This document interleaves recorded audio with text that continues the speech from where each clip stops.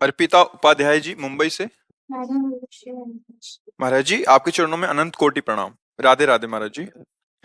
महाराज जी, कल मेरा 12वीं क्लास का रिजल्ट आया और आपकी कृपा से मैं अच्छे अंक से पास हो गई। गुरुजी, मैं मुंबई शहर में रहती हूँ। जब मैं अपने हम उम्र के बीच रहती हूँ तो मेरे तिलक लगाने, कंठी धारण करने और उनके साथ बैठकर न खाने पीने से वो सवाल उठाते हैं, जब भगवान हमारे अंदर हैं तो दिखावा करने की क्या जरूरत है, ऐसा कहते हैं। तो महाराज जी, इस प्रश्न पे मुझे क्या कहना चाहिए उनसे?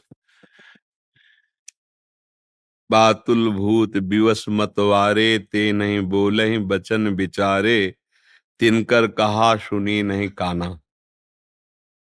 जो संसार को सत्य मानकर भोग रहे हैं, प्रपंच को प्रिय मान करके जी रहे हैं, तो धोखे को जी रहे हैं।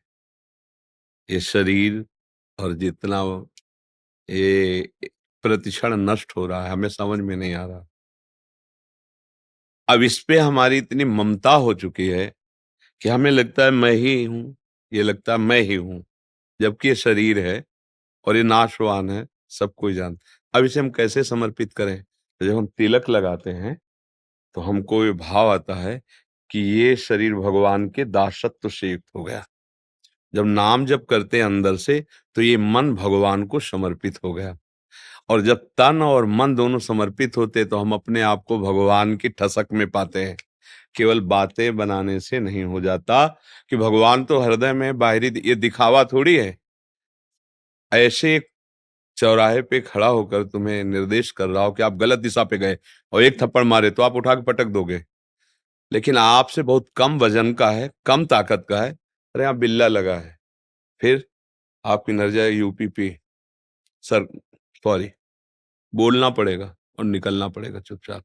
है ना, हम हैं तो सब भारतीय ही, लेकिन बिल्ले का है ना प्रभाव। तो हैं तो सब भगवान के ही, लेकिन इसका प्रभाव है दासत्व का, कंठी का। क्योंकि ये भगवान का दासत्व है, दिखावा नहीं है। ये प्रियाजू का दासत्व है। अगर जिनको इस बात पर नहीं भाव, बेचारे हैं, न सत्संग सुने हैं, न धर्म जानते हैं, इसका बहुत बड़ा महत्व है। एक बार अकबर बादशाह था, तो आगरे आया, उसका पूरा सम्राट था, वो तो शासन ही था।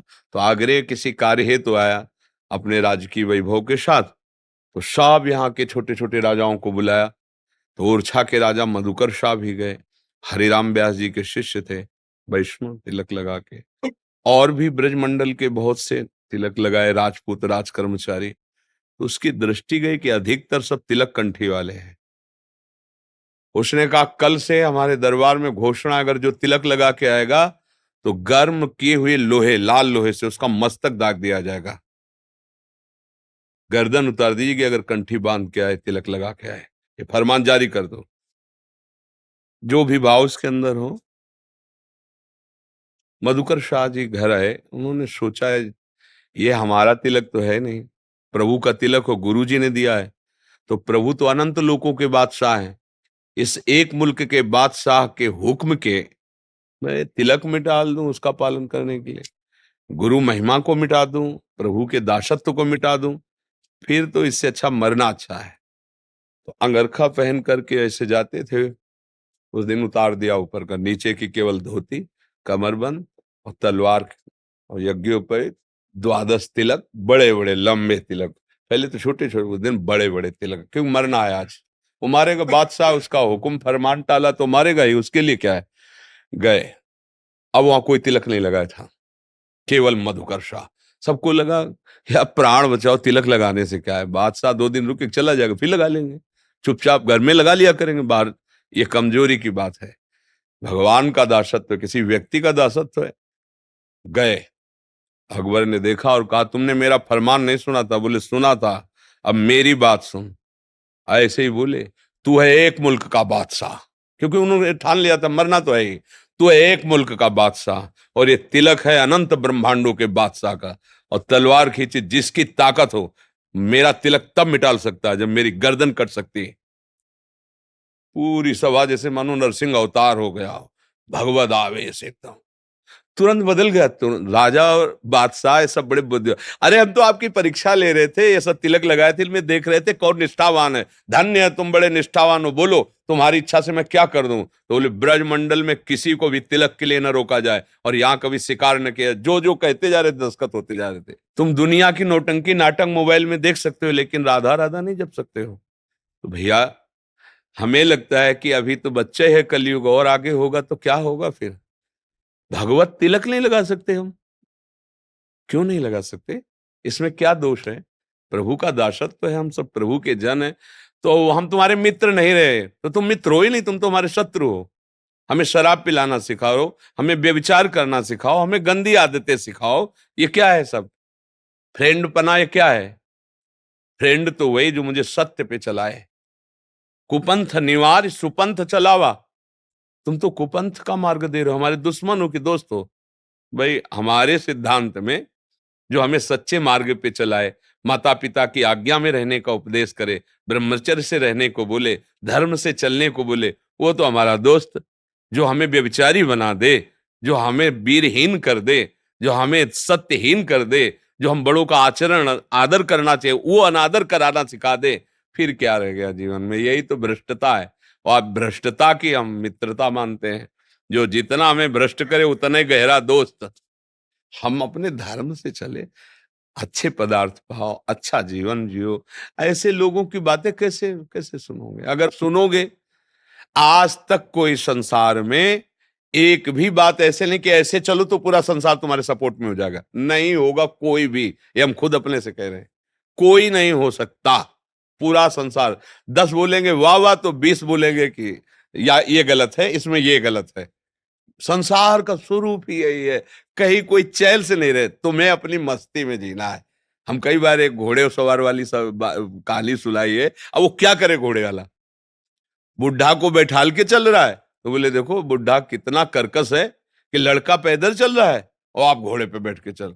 लड़के को बैठा, बोले ये जवान कितना बेवकूफ है, बुढ़ा पैदल चल रहा है और दोनों बैठ गए। बोले हराम का घोड़ा मिला होगा इसलिए दोनों चढ़ बैठे। दोनों उतर गए, बोले देखो दोनों कितने बेवकूफ है, घोड़ा खाली जा रहा है और दोनों। अब बोलो क्या करे? इसलिए अपनी मस्ती में रहो, दूसरा क्या कह रहा है ये नहीं सुनना, हमें गलत नहीं करना। अगर कहीं ऐसा हमारे लिए विधान बनता है तो हमने बताया है कि कलयुग है, मानो कैसी आप राजकीय कर्मचारी में हैं, अब मान लो आपको तिलक लगाना निषेध कर रहे हैं बड़े अधिकारी, तो रज ली और ऐसे घुमा दी, सूखी रज, तो वो लग भी गया और कोई देख भी नहीं पाया, हमारे धर्म की भी पूर्ति हो गई। कोई वो विशेष अवस्था में। और ऐसे छोटे मोटे फ्रेंडों की बात अलग नहीं। जैसे आप मान लो किसी विशेष राजकीय कर्मचारी और वहां निर्देश है कि आप अपने टोपी और बिल्ला ऐसा ये तिलक हो ये सब, ऐसा नहीं अगर है तो हम ऐसे कर लेते हैं अपना भजन का। जब तक नौकरी हुई नहीं, फिर इसके बाद अपने एकांत में भजन कर लेते हैं। पर ऐसे नहीं कि दोस्त कह रहे हैं वो ऐसा। ये दोस्त दोस्त है। आजकल दोस्त क्या सिखा रहे हैं? सोचो क्या सिखा रहे हैं? गांजा पीना सिखा रहे हैं, नशा करना सिखा रहे हैं, बेविचार करना सिखा रहे हैं। क्या है? आप लोग तो होश संसार में, इसे यही तो व्यभिचार कहते हैं और किसे कहते हैं? ये क्या है? ये क्या है? तरीका क्या है? जहां एक दूसरे को संयम में चलाना चाहिए, वहां एक दूसरे को भ्रष्ट होने की बातें सिखाई जाती है। मोबाइल गुरु है, जो जैसा वहां से हम देख पाते हैं वैसे ही हम कर रहे हैं। क्या आचरण हो रहा है आज हमारे समाज में? ये नई पीढ़ी कहां पहुंचेगी जब ब्रह्मचर्य ही नहीं है, सदाचार? छोटे छोटे बच्चे नशे करने लगे, छोटे छोटे बच्चे हस्तमैथुन का शिकार है। नई अवस्था के बच्चे कहीं ब्रह्मचर्य का कहीं भी कहीं स्वभाव में प्रवेश ही नहीं है। बस जितना अधिक से अधिक अधिक, बहुत जगह देखना, बहुत जगह जाना, बहुत जगह छूने का स्वभाव बन गया है। वो मन एक जगह बंध पाएगा, फिर क्या दुर्दशा होगी। मान लो जब पति पत्नी का संबंध हुआ और मन इतना चंचल हो चुका है, अब वो ना तो पति में संतुष्ट है ना वो पत्नी में संतुष्ट है। अब क्या होगा वो गृहस्थी, क्या होगा वो परिवार? अरे परिवार तो तभी सुखी होता है जब प्रेम की रज्जू में बंध कर दोनों एक दूसरे पे जीवन बलिहार करके धर्म से चलते हैं। वो भला इनमें आ पाएगा? होटलों का नए नए रोज होटलों का भोजन करने वाले घर की रसोई पसंद नहीं करते। आप पाके देख लो। ऐसे हर इंद्रिय है, हर इंद्रिय को आपने इतनी छूट दे दी तो धर्म का पालन कहां से कर पाओगे? मुझे लगता है आज की मित्रता से थोड़ा बचना चाहिए। जहां से हमारा धर्म सुरक्षित रहे उतनी मित्रता ठीक हो। जितनी मित्रता में धर्म हमारा नष्ट हो, ऐसी मित्रता नहीं स्वीकार करनी चाहिए।